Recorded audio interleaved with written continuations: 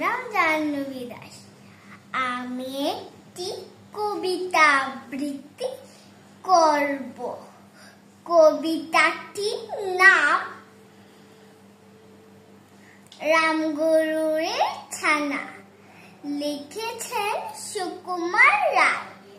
রামগরুরের ছানা, হাসতে তাদের মানা। হাসির কথা শুনলে বলে, হাসবো না না না না না।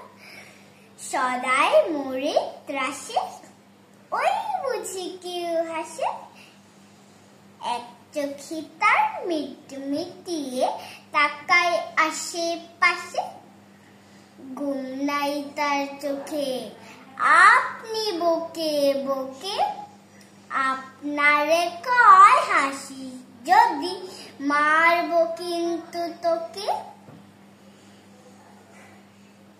যায় না বনের কাছে কিংবা গাছে গাছে, দক্ষিণ হাওয়ার সুরসুরিতে হাসিয়ে ফেলে পাছে। ধন্যবাদ।